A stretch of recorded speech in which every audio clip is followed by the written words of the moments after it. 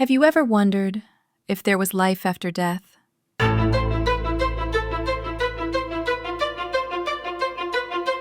What if some near-death experiences weren't just accidents, but real messages triggered by invisible forces? Today, we are going to listen to the moving story of Claire, a medium who claims to have been torn from her body to save a woman from illusion and lies.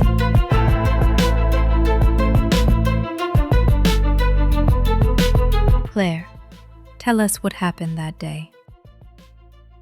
It was a consultation like any other, at least on the surface.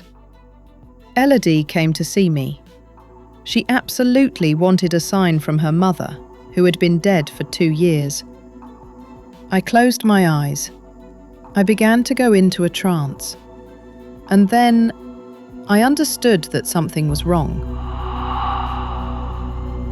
Usually the spirits speak to me as if in a whisper, or send me images.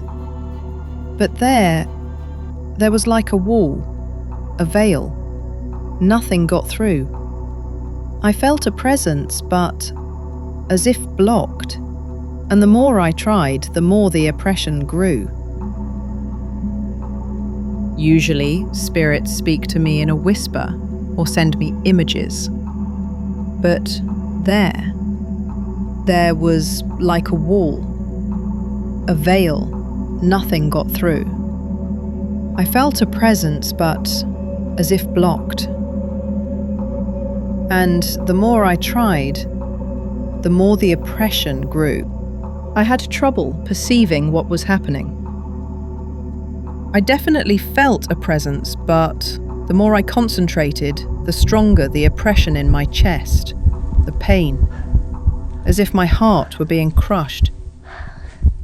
I collapsed. And at that moment, everything changed. I saw my body on the floor. I could hear Elodie screaming, but as if in the distance. And then I felt myself rising. The ceiling disappeared, replaced by a dazzling light. You could say a tunnel. It was a very strange sensation. It wasn't unpleasant, but rather comforting. Silhouettes appeared. Some, I knew them. My grandmother, a lost friend. They looked at me astonished, as if my presence here wasn't normal. One of them said to me, "You're not supposed to be here." And that's when she appeared. Elodie's mother. I'd never seen her, except in the photo Elodie had shown me to get in touch. Her gaze, I'll never forget. A mixture of love and urgency. What she told me made my blood run cold, she told me. That it was she who had caused my cardiac arrest, do you realise? That she had begged the Almighty to bring me to the other side. Because a filter, a spell, prevented any communication with me. She revealed to me, and I wasn't expecting it at all, that Elodie's husband had a mistress who practiced voodoo. That she had bewitched him to steal his money, and that she had placed a veil around Elodie, a dark spell, which prevented her from seeing the truth. And it was this dark veil that prevented me from communicating with myself and receiving the slightest message. Then she told me this. I remember it word for word. Certain entities have the power to cause NDEs.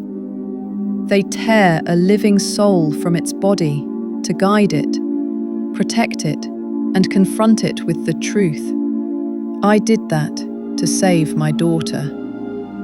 And as soon as she revealed that to me, an immense light sucked me down. I was literally falling.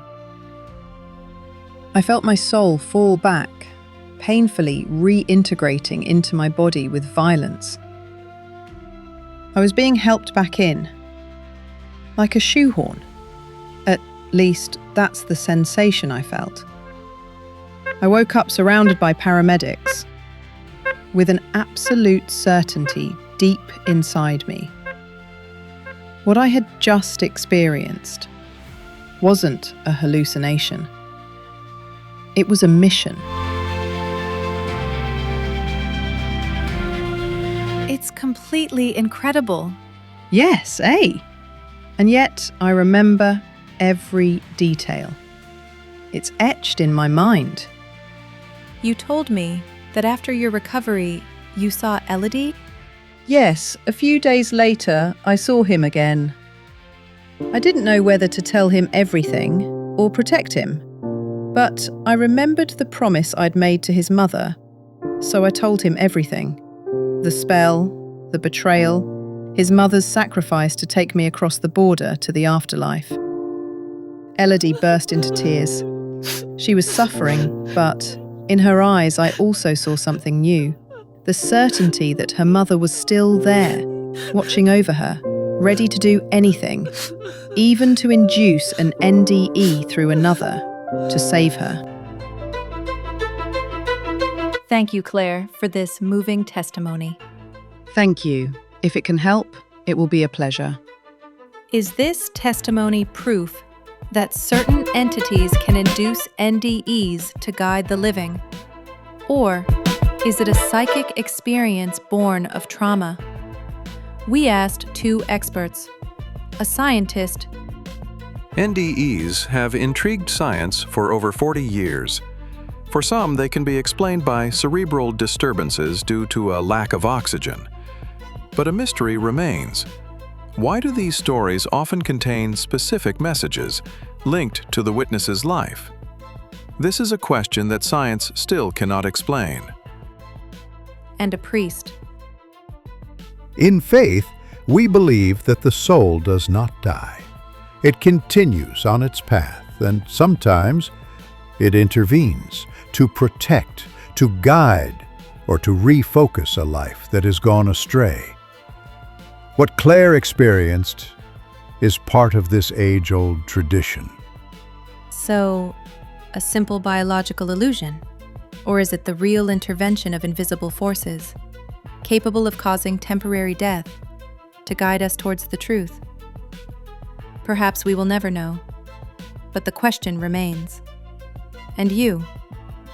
What do you think?